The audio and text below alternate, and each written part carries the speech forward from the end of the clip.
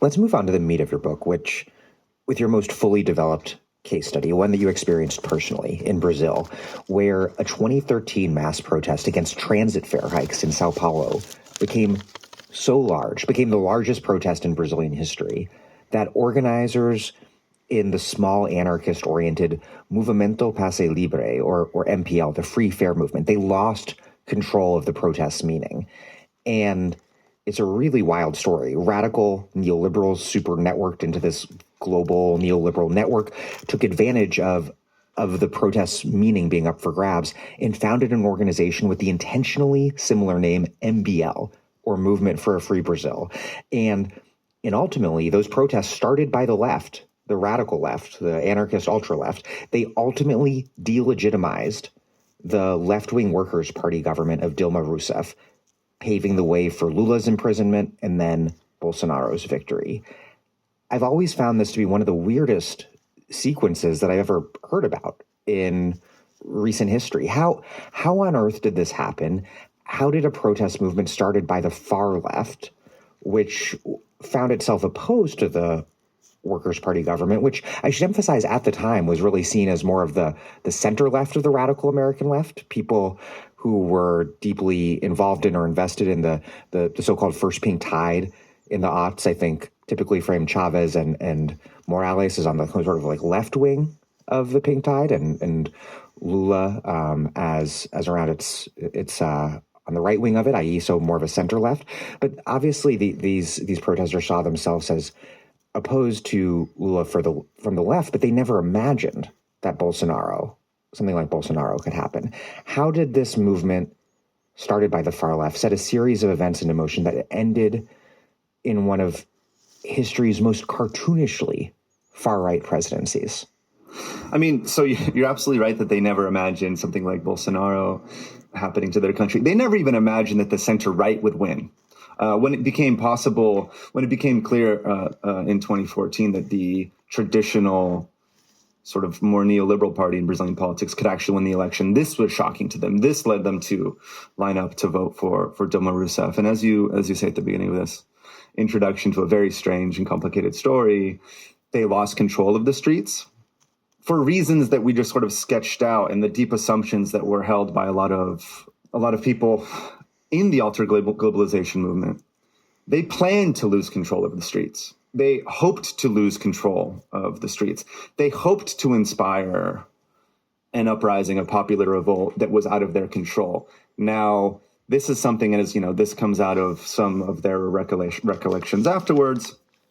They say, because this was a group founded in 2005, a lot of the people in the Movimento Passe Livre did have links to Indie Media Brazil. They certainly grew out of the sort of anarcho-punk world, which had a lot of overlap with the alter globalization movement.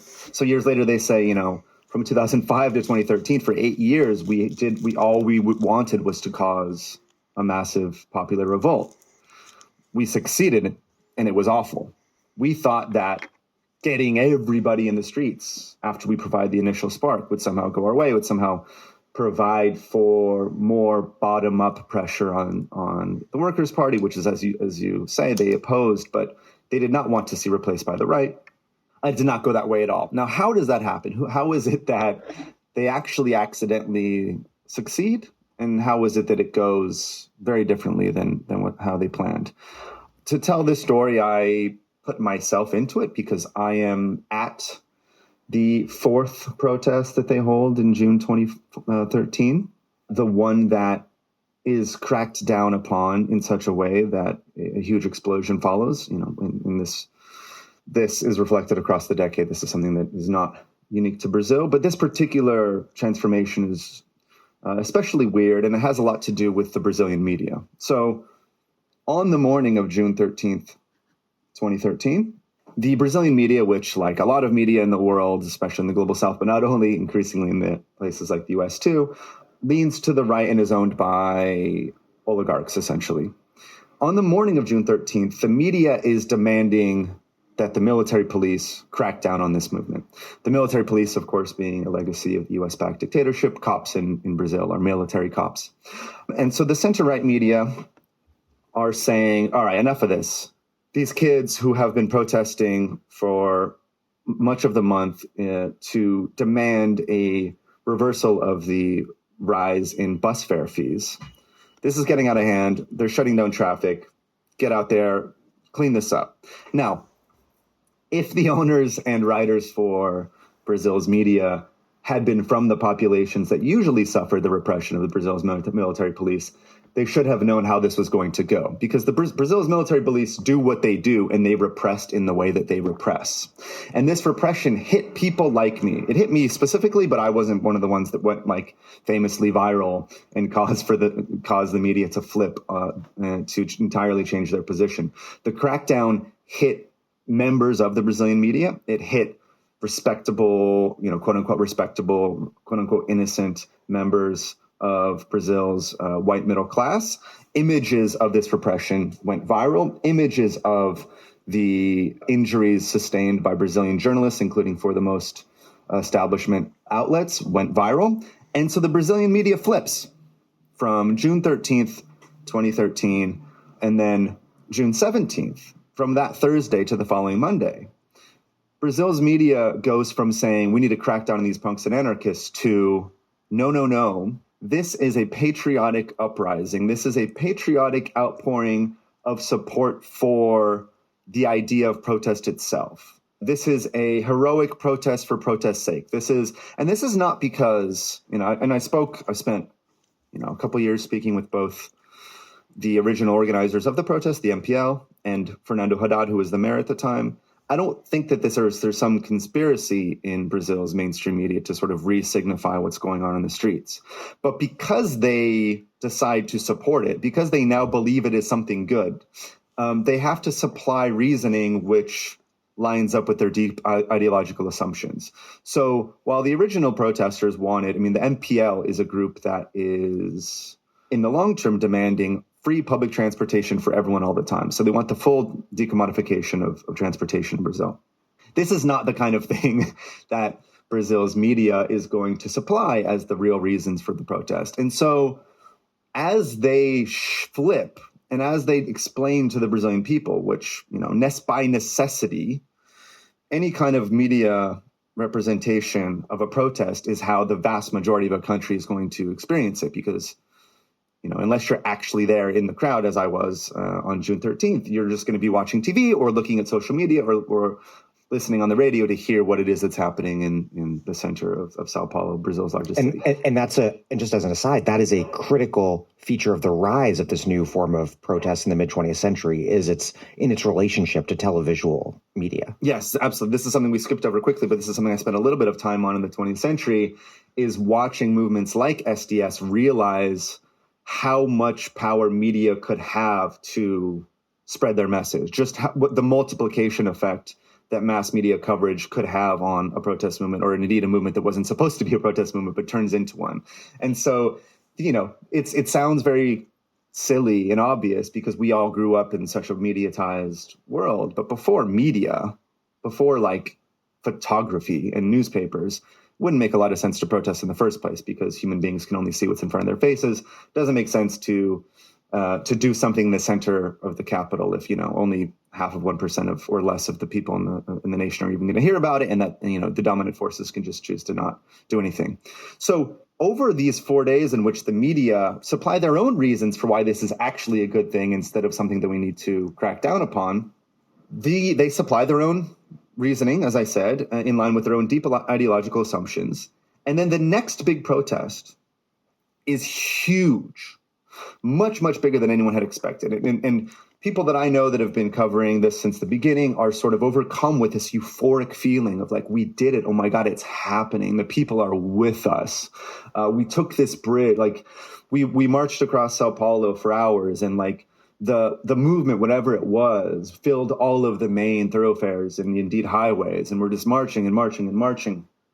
But what you start to see on the streets, and this explodes in front of me, is that the new people that come, the people that hear about the protest over in these days, the people that were not there, certainly were not there at the beginning, probably have never been to a protest of this kind in their lives, have a very different set of ideas about what's going on. And I recount one scene in which some of the original punks and anarchists that seemed to me the kind of people that definitely were there before have encounters with people that show up, more middle class, more white, big bulky guys, and they're wearing Brazilian soccer jersey, which ends up becoming the uniform of the Bolsonarista right. Absolutely. So right now in 2023, you would identify these people as proto Bolsonaristas. These are the people that, like, this is the uniform that becomes a very obvious marker of someone that is the supporter of the extreme right president. But in this first moment, the punks are like trying to call in rather than call out this strange nationalist turn in the movement. And the punks are saying, oh, hey guys, like, that's kind of dangerous, because a protest that is in a support of vague nationalism can easily transform into fascism. They're like trying to give like a lesson to these new protesters. Like, no, guys, don't like wave the Brazilian flag, hold up a sign in support of the original demands, because if this becomes about everything, that's very dangerous. And these new guys, the new bulky guys are like, fuck you. I'm not here to take a lesson from some fucking left-wing punks. Get the fuck out of here. And like, ultimately what you see by the end of that week, by June 20th and 21st, is the actual violent expulsion of some of the many left-wing parties that formed the core of the first few protests by this new sort of proto-Bolsonarista right. And the MPL, they don't know what to do. As I said, they always thought that a huge popular explosion would go their way. But, there's this great, the Turkish sociologist, Zeynep Tüfekci, I hope I pronounced that right, has a great line where she looks back on what happens across the mass protest decade, and she's riffing on this slogan from the 60s, what if they had a war and nobody showed up? Well, she asks, what if you had a protest and everybody showed up? What if literally everybody in the country was invited to come out for their own reasons and bring their own sets of grievances and bring their own interpretation as to what it is? And at that point, you end up just sort of reproducing the existing society, which is something that Lenin warned would happen if there was a fully, quote unquote, spontaneous protest. And so because this is central Sao Paulo, because this is a part of the country which is not like the working class base of a militant left-wing movement, the natural working class base of a militant left-wing movement in Brazil, you just start to get petty-bourgeois, reactionary understandings of what this protest is all about. And as I said, the MPL not only did not see this coming, their particular organizational form made it very difficult for them to deal with this, because they never believed in leading something. So they did not want to impose sort of their vision on the explosion. So they'd even refused to negotiate with the PT mayor of Sao Paulo, Fernando Haddad. And you write that basically these forms of mass protests are fundamentally illegible. Dilma found herself watching TV news, you write, with the volume off, studying images of protesters and the signs they were carrying to try to figure out what it was that the people wanted. Exactly. So again, this is this very strange situation, because the MPL and Dilma and Haddad don't know how to respond to what's happening, to this strange explosion. And at the very beginning, the MPL had decided in advance.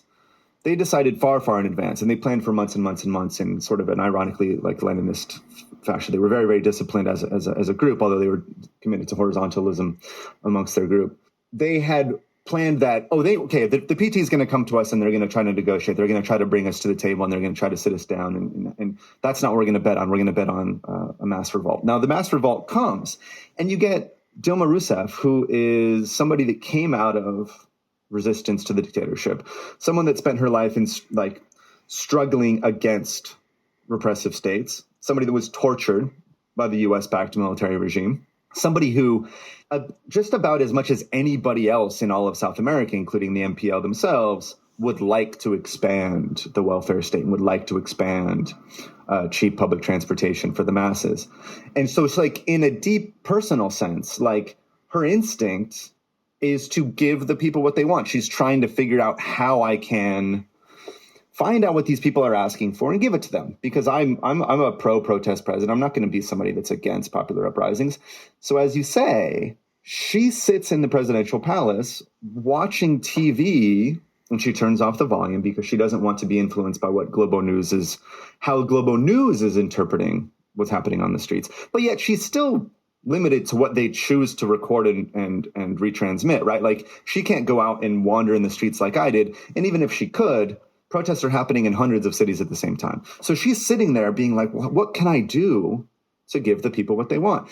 And so, as you say, I mean, the Brazilian philosopher Rodrigo Nunes, whose ultimate conclusions are quite influential upon the conclusion of my book, he says, anybody that starts a sentence about June 2013 in Brazil and says June 2013 is already wrong. Like, there is a contradictory set of narratives that come out of what happens in June 2013, and they're all kind of right. Like, I spent the summer interviewing the most prominent representatives of the bolsonarista movement in Brasilia, and they will tell you that their movement was born in the streets in June 2013. That's when they realized that they could get out and protest and take their country back. Members of MPO, other members of the anti-authoritarian or sort of the left opposition to the PT, will say, no, June 2013 was really about increased welfare state, about improving public services for regular people. It was about showing that the people wanted more. The PT will say, not all of the PT, but some people in the PT will say, June 2013 was the beginning of a moment that ultimately resulted in a coup. Now, these three interpretations, I think, are all right. They're all equally sustainable with facts. Like, you can equally claim that it really was the beginning of the Bolsonarista movement, just as you can claim that it was about better public services. And this is a conclusion that many of the interviewees come to at the end of what I call the mass protest decade, that this type of explosion, this particular type of response to injustice, the apparently spontaneous, leaderless, horizontally organized, digitally coordinated mass protest, is so fundamentally illegible that it relies upon some outside force to impose meaning upon it. It can never fully speak for itself, so someone else ends up speaking for it. You paraphrase Marx's 18th Brumaire like so, quote, "Those who cannot represent themselves will be represented." You can choose to oppose representation, but nonetheless, ultimately, a movement will be represented. And if you give up the power to represent yourselves, it's quite likely it will be your enemies. It will be Globo doing the representation. Right, or